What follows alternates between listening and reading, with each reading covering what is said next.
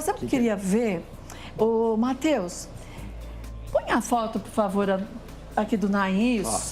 A gente sofreu um baque, né, há um tempinho atrás, com a morte tão assim, estranha do Naim.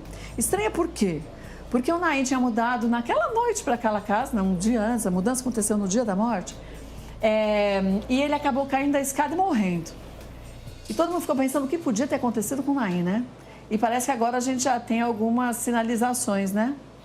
Chamou o fato, a gente abordou na época aqui o caso no programa, mas agora já com o laudo do Instituto Médico Legal é mais fácil a gente ter aí alguns esclarecimentos em relação a essa história. Vamos começar falando em relação à intoxicação por conta de cocaína, que foi um fato que, enfim, chocou muitas pessoas, e também o fato do traumatismo craniano. Óbvio que o traumatismo já era algo esperado por conta da queda na escada, a gente falou daquela poça de sangue, só que agora o grande debate é sobre o vazamento da informação que a Andréia, a ex-companheira dele, teria solicitado à Justiça para que ficasse apenas em segredo, para que não vazasse a informação, porém, acabou sendo divulgada a informação que nesse laudo, sim, houve, enfim, a informação que era...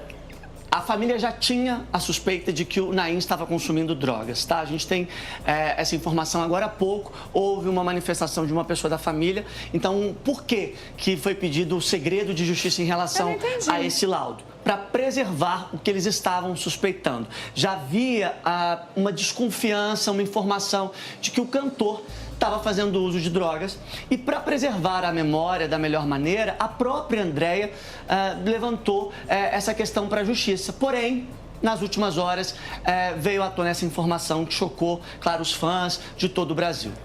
Mas você sabe o que eu acho, pessoa física falando? Eu não acho que deveria abafar. Sabe por quê? Porque isso faz a gente começar a olhar de uma forma mais responsável para as pessoas ao nosso lado, né? Porque quando a gente vê, e eu conhecia de anos o Naim, e de várias vezes a gente está junto por horas e tudo mais, nos bastidores do programa e tudo, e como acontecia, ele sempre foi uma pessoa que você olhando não diria que ele usava cocaína nem absolutamente nada. Então, talvez aí é um ponto para a gente começar a enxergar as pessoas que estão ao nosso redor de uma forma um pouco mais consciente. Será que deu alguns indícios? Então, talvez eu acho que ao invés de ser uma forma negativa das pessoas enxergarem para ele, é olhar e falar assim, puxa vida, será que ao meu redor também tem gente assim e eu também não estou percebendo? E a luta contra o vício tem que ser destacada. Eu vi muitas pessoas julgando, mas é uma luta que, obviamente, a pessoa que tem a dependência, ela é a última pessoa que quer passar por esse tipo de situação. Inclusive, de acordo com a perícia, o Naim pode ter mesmo perdido a consciência ou ter ido a uma morte súbita por conta do efeito da cocaína. Então, o que a gente viu ali em relação ao acidente, que sim, teve também a informação do traumatismo, isso tudo posterior a esse laudo que garante que sim, havia essa substância no sangue dele, tá? Olha, e a gente está aqui vendo, ó... Só que é maravilhoso mesmo, hein, Lucas? Vou te falar. Nossa! Cada segundo a gente vai vendo as buscas, ó. Causa da morte de Naim, para que serve o Zolpidem. Zolpidem, que é uma medicação que também tinha, parece que no laudo, né? Sim. Do IML. Deixa eu até pedir para a Maitê tirar umas dúvidas da gente, já que tem tanta gente perguntando. Mas ela não foi apontada como causa da morte. Causa da morte. Ela estava presente, mas eles não viram gravidade nessa presença a ponto de ter gerado a morte, como foi o caso da cocaína. Mas como muita gente está perguntando, o Zolpidem é uma medicação usada para quais problemas de saúde, Maitê?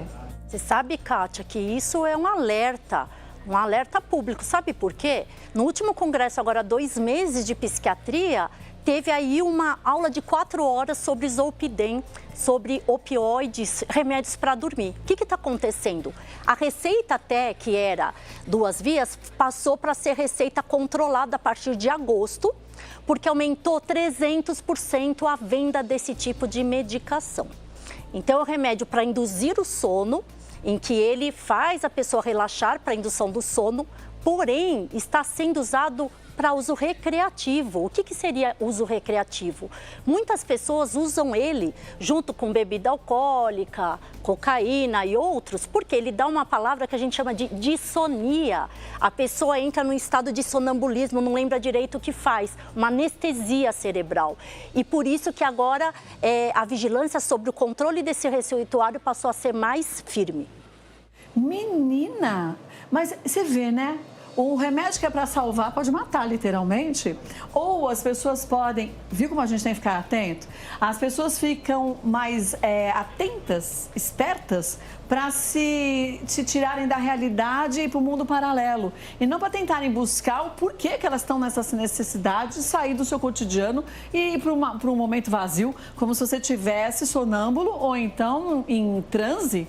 É um absurdo, né? E aí, olha só a oportunidade que a gente tem aqui na sala digital, Pois é. né? Por causa de uma morte como essa, apesar de não ter sido a causa da morte, a gente consegue identificar aí uma tendência de buscas em cima desse medicamento e toda a problemática por trás dele para trazer informação de relevância e a credibilidade que o grupo tem para as pessoas. É verdade. Agora, Matheus, você falou que até em relação a terem descoberto, né? Saiu no laudo do ML que o Naim teria usado cocaína, pelo menos foi a causa, né? Que, segundo o que o ML disse, que causou essa queda, essa morte súbita, ou na queda ou morte súbita. Tem depoimentos também de pessoas, não tem? Próximas a ele, que você estava dizendo? A gente, diante da veiculação, enfim, desse laudo, chamou a atenção, sim, a repercussão de tudo isso.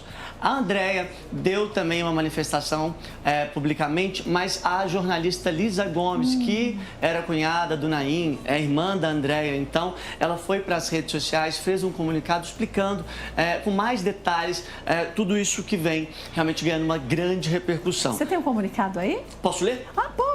Olha só, ela publicou dizendo o seguinte: Kátia, lamentavelmente ficamos sabendo através da imprensa sobre o laudo necroscópico do Naim, feito pelo Instituto Médico Legal, IML, de Taboão da Serra, São Paulo, onde afirma que a morte dele foi causada por intoxicação por uso de substâncias de alto poder viciante. Temíamos pelo resultado do exame por esse dia chegar, porque sabíamos que o Naim estava usando drogas e que por diversas vezes tentamos ajudá-lo a se livrar desse maldito vício. Não queríamos esconder de vocês, queríamos preservar a imagem dele e a alegria que ele sempre transmitiu aos fãs. Se ele fazia uso de cocaína no passado, não sabemos. O que podemos afirmar e o que foi dito em recente entrevista pela Andréia Andrade é que as incansáveis tentativas de aproximação com os netos, infelizmente, levaram o Naim à depressão e a se afundar nas drogas.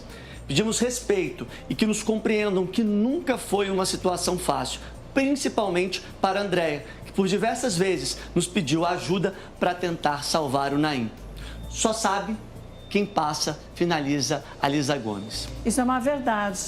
Só sabe quem passa. Quem passa porque tem o vício, quem passa porque tem pessoas na família que têm o vício. E, ao mesmo tempo, eu acho que é tão complicado, porque a gente vê as pessoas julgando, né? O Naim, falando absurdos do Naim em relação ao uso de drogas. E aí a gente vê, quer dizer, no caso dessa cocaína que levou ele à morte, e a gente fala aqui de uma multidão de pessoas que estão, na verdade, passando por isso. E que muitas vezes, até como a gente viu que a Maite falou do medicamento, acha que é algo banal.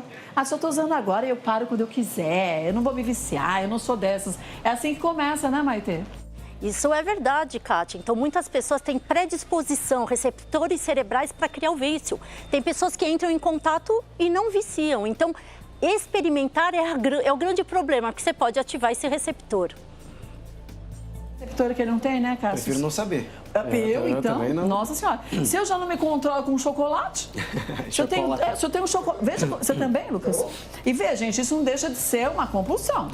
Né? Porque se você não consegue se controlar perante um chocolate, quem dirá por uma droga? Então, se a gente sabe disso, e cada um tem que conhecer o seu corpo, né? E assim, quando a gente vai ter que sair de uma realidade, né, Cássio, é sinal que algo a gente não está sabendo lidar e buscar ajuda é a melhor saída, né? Inclusive, Kátia, devido, né, tem drogas, né, que são muito caras, que muitas pessoas não têm acesso, né, só poder, gente de alto padrão, acabam utilizando esses medicamentos para, de fato, como a própria doutora trouxe, né, curtir o barato, ter aquela sensação, né, de ser mais leve, ficar mais em hipnose. Doutora, até eu gostaria de perguntar para a senhora também sobre isso. Muitos medicamentos misturados com bebida alcoólica acaba trazendo esse efeito, até mesmo pelo alto valor das drogas? Verdade. E o que vocês conhecem muito e está muito na mídia é a lisdexanfetamina, né? Que é o Venvance. Esse remédio é um estimulador cerebral que age no mesmo receptor da cocaína, que é no sistema CART. Não que seja uma cocaína, pelo amor de Deus, mas é um estimulante para quem tem TDAH e para quem tem transtorno de compulsão alimentar. E não pode ser misturado com bebida alcoólica. E a gente está vendo muito isso, pessoal. Para trabalhar mais, ou para ir para balada, ou para aguentar a noite, eles usam esse tipo de substância como estimuladores, mas não como um tratamento correto para a doença. A gente busca um médico, busca um psicólogo, faz uma terapia. Né? Dá trabalho, mas dá solução, entendeu? E não adianta a gente tentar tampar o sol com a peneira, porque tampa o sol com a peneira. O sol vai passar pelos buraquinhos, não vai? Então, o teu problema vai continuar lá. E o que você vai fazer? Não adianta se drogar, não adianta buscar uma compulsão diferente, normalmente a bebida, que não deixa de ser uma droga. Faça um tratamento, busque uma ajuda, é a única solução que a gente tem. As pessoas buscam vício tendo outro vício. Pois é, muda o vício. Não Muda o problema.